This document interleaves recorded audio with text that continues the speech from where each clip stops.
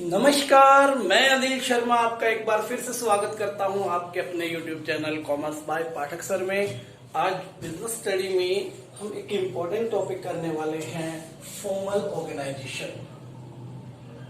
Formal organisation, इसको हिंदी में बोलते हैं औपचारिक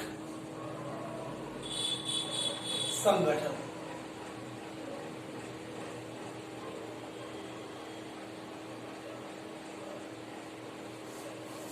देखिए, फॉर्मल ऑर्गेनाइजेशन और इनफॉर्मल ऑर्गेनाइजेशन, दो तरह के ऑर्गेनाइजेशनल स्ट्रक्चर और हैं। जो आपने डिविजनल और फंक्शनल ऑर्गेनाइजेशन स्ट्रक्चर किए थे, वो दोनों ही फॉर्मल ऑर्गेनाइजेशन के पार्ट। ठीक है, वो ऑर्गेनाइजेशन के अंदर एक टाइप था कि किस तरह का स्ट्रक्चर हम डेवलप कर सकते। ठीक है, ये फॉर्मल ऑर्गेनाइजेशन जो है एम्प्लॉइज या पर्सन्स के बीच में रिलेशन, संबंध के आधार पर डेवलप होता है। ठीक है, मेरे जो बॉस हैं या जो मेरे मालिक हैं, उनका और जो मेरा रिलेशन है इन एन ऑर्गेनाइजेशन। ठीक है, या हम कहें प्रिंसिपल सर और मेरे बीच में एक संस्था में जो रिलेशन है, जो संबंध है, वो फॉर्मल ऑर्गेनाइजेशन के देख। According to this organization they can give me order because he has authority, क्योंकि उनके पास वो अधिकार है। ठीक है बात। अब मान लो प्रिंसिपल सर मेरे पड़ोसी भी। अब घर पे हम क्या करते हैं, टेबल टेनिस खेलते हैं या क्रिकेट खेलते हैं, उस समय वो मेरे बॉस नहीं है। ठीक है, हम दोनों का इंटरेस्ट एक जैसा था, इसलिए वी आर फ्रेंड्स। तो वो इनफॉर्मल ऑर्गेनाइजेशन। ठीक है, यानी कि जब संस्था के अंदर रहकर संस्था के द्वारा बनाए गए रूल्स रेगुलेशंस को मानते हुए, उनकी अथॉरिटीज और रिस्पॉन्सिबिलिटी के अकॉर्डिंग कैटेगराइज किए हुए जो रिलेशंस हैं, वो फॉर्मल ऑर्गेनाइजेशन कहलाता है। ठीक है, फॉर्मल ऑर्गेनाइजेशन हमेशा संस्था के ऑर्गेनाइजेशनल चार्ट पर मिलेगा। ठीक है, आप वहां पर लिख सकेंगे कि he is the authority and these persons are particular subordinate of this authority। ठीक है, यानी कि किसी ऑर्गेनाइजेशन के द्वारा जो जानबूझकर काम को करने के लिए, आपके ऑब्जेक्टिव को पूरा करने के लिए बनाया गया है, वो क्या है? Formal organization. यानी कि इसको बनाया जाता है, इट इज ए डेलिब्रेट। उम्मीद करता हूं समझ में आ गई। तो इसमें हम क्या लिख सकते हैं इसके बारे में? Formal organization refers to the organization structure. Formal organization refers to the organization structure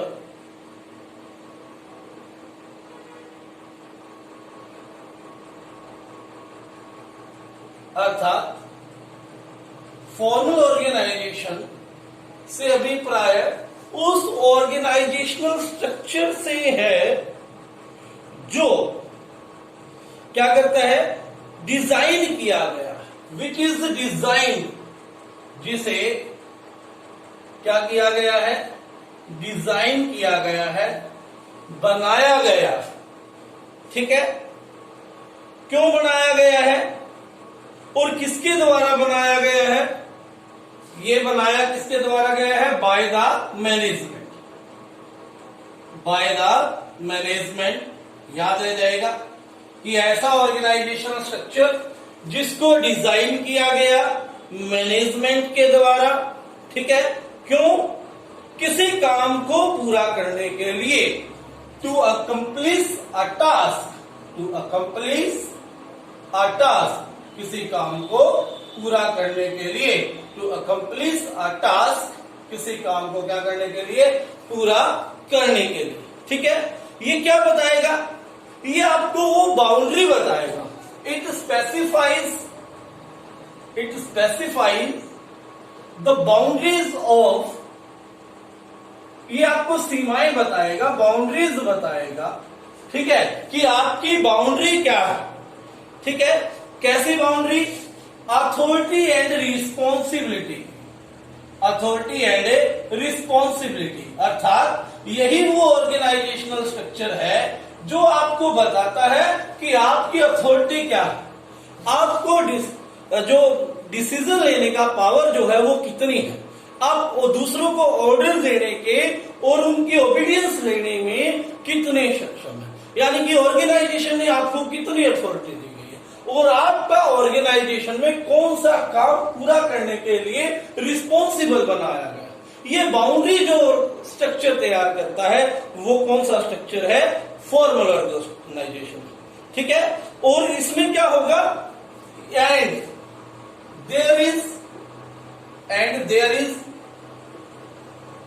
a systematic, क्या है, एक सिस्टमैटिक कोऑर्डिनेशन होता है। सिस्टमैटिक इस ऑर्गेनाइजेशन ने बनाया ही इस तरह से होता है कि सभी के सभी क्या हो, कोऑर्डिनेशन में काम करें। जैसे एक प्रिंसिपल क्या करता है, टाइम टेबल बनाता है कोऑर्डिनेटेड वे से, ताकि सभी क्लासेस के सभी सब्जेक्ट्स कंप्लीटली और अच्छे ढंग से क्या हो सके, पूरे हो सके। ठीक है, among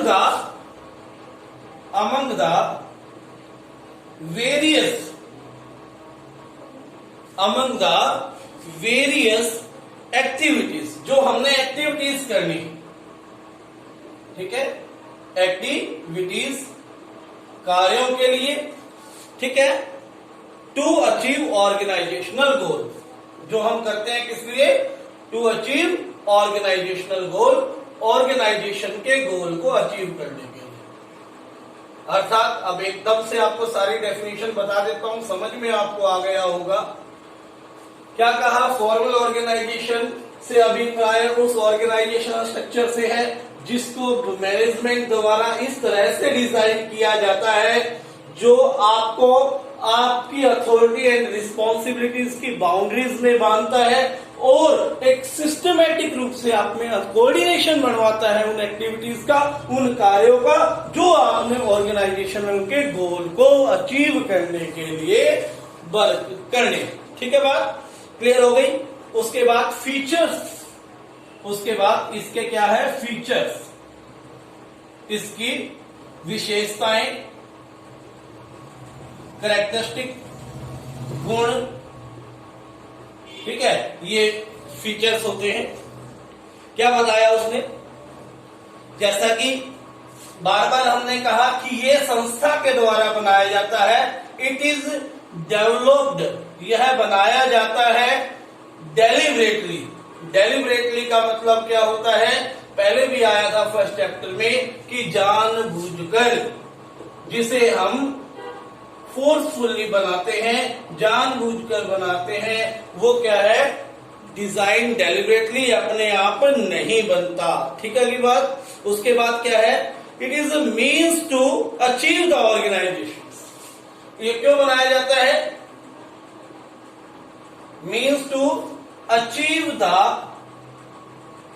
organisational goals, organizational goals को अचीव करने के लिए बनाया जाता है भाई। और क्या आ सकता है, इसी डेफिनेशन में से बातें निकलेंगी। ये आ गई आपकी ये वाली बात। ठीक है, design by the management, deliberate हो गया। और यहां से हम और क्या निकाल सकते हैं, यहां से हम ये निकाल सकते हैं कि it is developed to coordinate. ठीक है, it is developed to coordinate, interlinked and integrated. ठीक है, various persons, it is developed to coordinate, integrate various activities, various activities.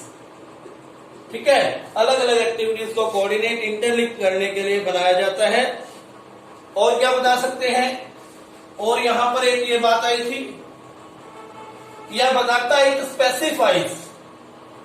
Specifies the authorities and responsibilities of a person in an organization. Responsibility of a person in an organization, ठीक है। Suppose कीजिए, यहां से मैं आपको इस बात को समझा सकता हूं कि मान लीजिए एक टीचर को अपॉइंट किया गया, वो तब तक कोई काम नहीं कर सकता जब तक उसको प्रॉपर टाइम टेबल नहीं मिलेगा, ठीक है। यानी कि उसको उसकी अथॉरिटीज एंड रिस्पॉन्सिबिलिटी नहीं सौंपी जाएगी, उसको उसका सब्जेक्ट नहीं सौंपा जाएगा, उसको उसकी क्लास नहीं सौंपी जाएगी, ठीक है बात। तो ये आपका फॉर्मल ऑर्गेनाइजेशन था, ठीक है। ये फोकस्ड होता है, it is focused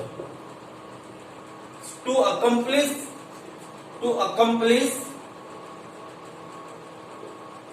a task, ठीक है। या इसमें एक बात और कह सकते हैं, there is no space for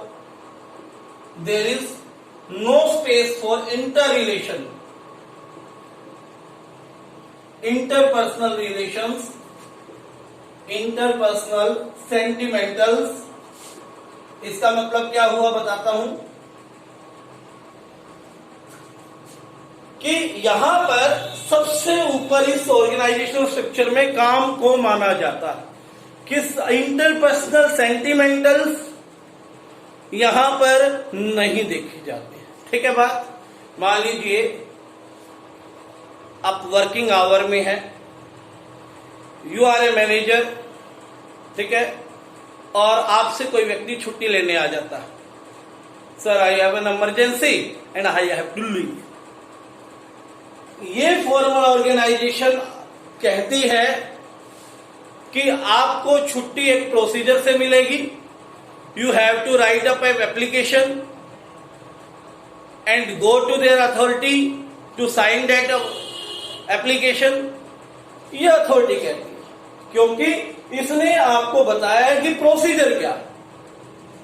but as an interpersonal sentimental, एक दूसरे की फीलिंग्स के लिए, क्योंकि इमरजेंसी केस है, आपको तुरंत क्या करनी पड़ेगी, छुट्टी देनी पड़ेगी, ठीक है। तो वो आप इनफॉर्मल ऑर्गेनाइजेशन के तहत दे सकते हो, लेकिन फॉर्मल ऑर्गेनाइजेशन के तहत नहीं दे सकते। So there is no space for interpersonal sentimental, एक दूसरे की फीलिंग्स का यहां पर कोई स्पेस नहीं है, कोई स्थान नहीं है, ठीक है।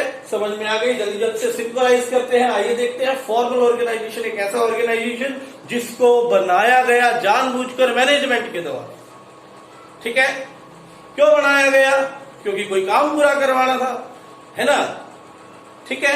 और बना तो लिया, काम पूरा करने के लिए कैसे होगा काम पूरा, जब लोगों को उनके अधिकार और उनके उत्तरदायित्व, उनकी अथॉरिटी एंड रिस्पॉन्सिबिलिटी सौंपी जाएगी और वो एक दूसरे से मिलजुल कर काम करेंगे, तभी जाके आपकी संस्था का गोल अचीव होगा, ठीक है। इसमें ये सारी की सारी फीचर्स आपकी आ गई हैं। आज के लिए इतना ही। अगर अभी तक आपने इस चैनल को सब्सक्राइब नहीं किया है तो सब्सक्राइब करें, ठीक है, और वीडियो को लाइक करें यदि अभी तक आपने नहीं किया है, ठीक है। और सबसे इंपॉर्टेंट बात, we are in the month of July, ठीक है, और according to me July month में भी इतना ही काम होता था स्कूल में भी, और हम वीडियो से भी इतना ही करवा रहे हैं, यानी कि school is up to date. पीछे हैं तो आप हैं, ठीक है, प्रिपरेशन में पीछे हैं तो आप हैं, स्कूल नहीं है, टीचर्स नहीं है। आप अपना काम समझ के करें, किसी और का काम नहीं है। दिन रात एक करो, स्कूल से दूर रहकर पढ़ के दिखाओ, वास्तव में आपके अच्छा होगा अगर आप काम करेंगे। नहीं करोगे तो देखो बेटे, कोई भी आपका साथ है नहीं दे पाएगा। आखिर में करना आपको ही है, आज भी, कल भी, परसों भी, 2 महीने बाद भी, साल बाद भी करना आखिर में आपको है। याद रखना इस बात को। धन्यवाद।